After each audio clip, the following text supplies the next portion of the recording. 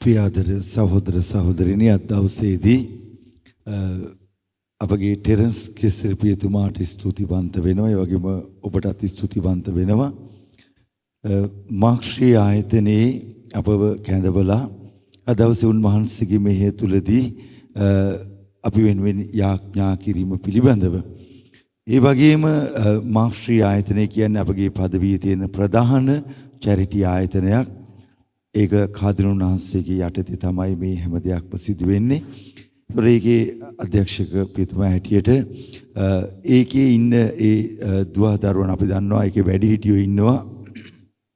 ඒ වගේම පූර්ණ කාලීන ආබාධිත ඒ වගේම මානසික රෝගී දරුවෝ ඉන්නවා. ඉතින් ඒ නිසා ඒ හැම කෙනෙක්ටම ඒ උපකාර කිරීමට එහෙම නැත්නම් ඒව රැක බලා ගැනීමට එයාට පෝෂණය කිරීම සහ එයාට ඒ අවශ්‍ය කරන පහසුකම් ලබා දීම මාගේ ප්‍රධානම කාර්යයක් බවට පත් වෙලා තිබෙනවා. ඒ සඳහා අපගේ පදවියෙන් බොහෝ උපකාර ලැබෙනවා. මම කුඩා කාලේ මට මතකයි මම මාක්ෂී ආයතනයට අපි ගිහිල්ලා තිබෙනවා සේවය කරන්න සහෝදරතුමෙකු හැටියට. ඒ කාලෙදි මේ හැම කෙනෙක්ම කුඩා දරුවන් ඒ වගේම රීටා පෙරේරා ඒ මහත්මයත් ඒ වගේම ජුලියන් තිසරා පියතුමත් මහා වෙහෙසක් දරලා තිබෙනවා. දැන්ට අවුරුදු 43ක කාලයක් පුරාවට මේ මාක්ෂී ආයතනයේ පැවැත්විගෙන එක මේක මනුෂ්‍ය මට්ටමින් එන දෙයක් නෙමෙයි කියන එක මට වැටහිලා තිබෙනවා. ඒ වගේම අපි හැම කෙනෙක්ම දන්නවා මොකද මේක දිව්‍යන් වහන්සේගේ වරප්‍රසාදයේ පිරිච්ච තැනක්. අර එක අවස්ථාවක ස්වාමීන් වහන්සේ කියන සුදු බයිබලයේ සඳහන් වෙනවා කුඩා යමකට ඔබ යමක් කළාද ඒ කලේ මටයි කියලා උන්වහන්සේ කියනවා. එහෙනම් ඔබ යමක් කරනවද ඒ කරන්නේ දිව්‍යන් වහන්සේගේ නාමයෙන් නම් ඒ ඔබගේ අදහස ඔබගේ ඉන්ටෙන්ෂන් එක නැත්නම් ඔබ බලාපොරොත්තු වෙන දේ එතන ඉෂ්ට වෙනවා. ඒ නිසා මාක්ෂී ආයතනය කියන්නේ දිව්‍යන් වහන්සේගේ ප්‍රාතිහාර වෙන ඒ වගේම උන්වහන්සේගේ වරප්‍රසාදයෙන් පිරිච්ච තැනක්. හැබැයි අපි දෙයියෝ එක්ක යන්නට ඕන. උන්වහන්සේගේ ආදරය තුළ යැපෙන්නට. මොකද මම දකිනවා අපි කවදාකවත් බඩකින් ඉඳලා නැහැ. අපි මනුෂ්‍ය මට්ටමින් කොච්චර තීරණ ගත්තත් අපි මනුෂ්‍ය මට්ටමේ මොන අදහස් තිබුණත් මොන මනුෂ්‍ය මට්ටමේ අපි කල්පනා කළත් මේක දැන් මෙතනින් එහාට යන්නේ නැහැ කියලා අපි හිතුවත් දෙවියන් වහන්සේ තුළ යපන හැම මොහොතකම උන්වහන්සේ අපිට බොහෝ වරප්‍රසාද දානය කරනවා. උන්වහන්සේ අපව ගෙනියනවා. මොකද අපි ආරම්භ කළු දෙයක් ඒක එතනින් ඉවරයි. හැබැයි දෙවියන් ආරම්භ කළ කිසිම දෙයක් විනාශ වෙන්නේ නැහැ. උන්වහන්සේ කොයි ආකාරයෙන් මාව හෝ වෙනත් කෙනෙක් හෝ යොමු කරමින් මේ ආයතනේ නැත්තම් මේ අසරණ අයට සරණේ වන්නට උන්වහන්සේ පෝෂණය කරනවා, කැඳවුණු ලබනවා, ශක්තිමත් කරනු ලබන. ඉතින් අපගේ පාද ටෙරන්ස් පියතුමා මහ දැවැන්තයෙක් එතෙන්ට. මොකද උන්වහන්සේ කුඩා කාලේ ඉඳන් මේ දරුවන් වේ ඉන්න කුඩා අයව දන්නවා. උන්වහන්සේ උදව් උපකාර කරලා තිබෙනවා. ඉතින් උන්වහන්සේ එතන ඒ පිළිබඳව උන්වහන්සේ බොහෝ අභ්‍යන්තරය පිළිබඳව උන්වහන්සේ දන්නවා. ඒ නිසා උන්වහන්සේ ඒකයි ගොඩාක් වෙලාවට උන්වහන්සේ මට මතකයි මම අහලා තිබෙනවා උන්වහන්සේ මේ ගමුවේ සෙන්ට් පීටර්ස් එකේ ඉන්නකොට ඒ ආයතනයට බොහෝ දේවල් ලබා දීලා තිබෙනවා. මට මතකයි කියනවා මේ අය අපේ දරුවෝ කොමුද දෙනා කියනවා උන්වහන්සේ ගාවට ගියාම අපිට කෑම බීම ලොරි පිටින් එවන්නේ. ඒ වගේ පුදුමාකාර ආදරයක් ඒ ආයතනයේ තිබෙනවා. ඉතින් උන්වහන්සේ අපගේ 22 වන ඒ 42 වන සංවත්සරයට උන්වහන්සේ කැඳවුම් ලැබුවා. අපි ඒ පූජාව පවත්වන්නට ඉතින් ලොකු හයියක් වෙන අපිට කතා කරන අපේ දරුවන්ට හයියක් වෙන පියතුමෙක් තමයි ඉතින් අපගේ ටෙරන්ස් කිසිරි පියතුමා.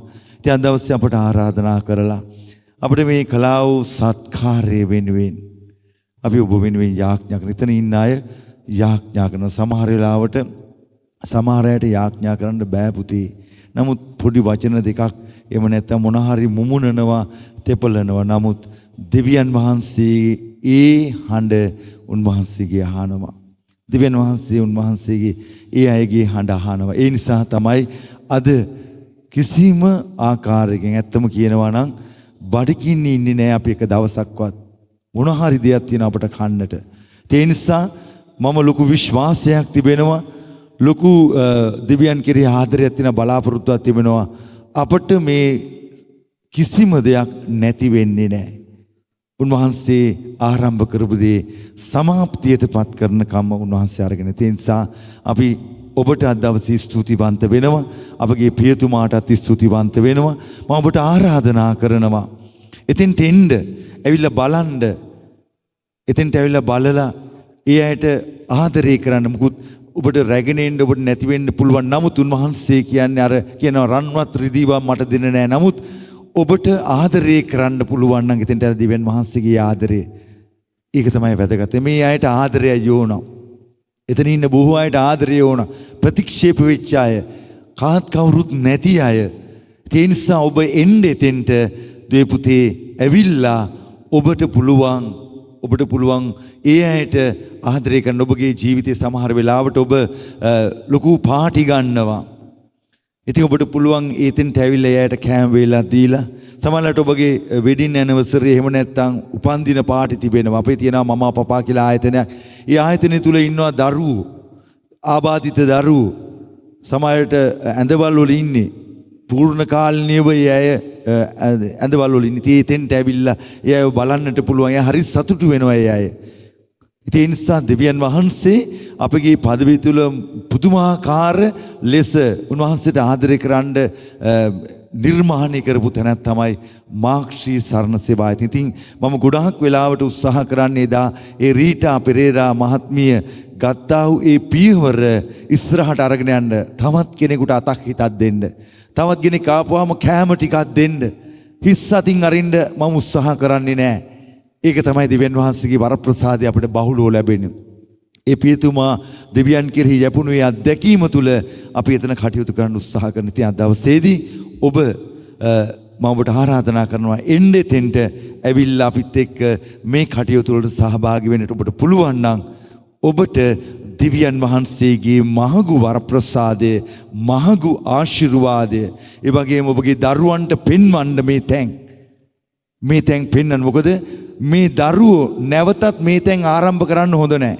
මේවා වහලා දාන්නට ඕන තැන්. මොකද හේතුව ඒ දරුවන්ගේ හදවත් තුල කැටියම් කරන යහපත්දී බොහෝ දේවල් සමහර වෙලාවට වැඩිහිටියන් තුලින් වෙච්ච දේවල් තමයි මේවා වෙලා තියෙන්නේ. නිසා ඒවා වෙන්නට හරින්න හොඳ නැහැ මේ දරුවන්ට අනාගතයේදී. ඒවා විනාශ වෙන්නට ඕන. ඒකයි මේ තැන් වලින් සිද්ධ වෙන්නට උනේ. ඒ නිසා ඔබ ඇවිල්ලා ඔබගේ ආදරය බෙදා ගන්න. ඉතින් අද දවසේදී ඔබ සියලු දෙනාටම ස්තුතියි. ජේසුස් පීඨයි ඔබ වෙනුවෙන් අපි යාඥා කරන. ඒ වගේම අපගේ ටෙරන්ස් පියතුමා වෙනුත් අපි යාඥා කරනවා. උන්වහන්සේ අපට දෙන්නව මේ අවස්ථාවන්, මේ දරුවන්ට දෙන්නව අවස්ථාවන් වෙනුවෙන් ඉත සිතින් හෘදයාංගම අපි ඔබ වහන්සේට ස්තුති කරනවා. ඔබ වහන්සේ වෙනුවෙන් අපි යාඥා කරනවා. ඔබ සියලු දෙනාටම ජේසුස් පීඨයි.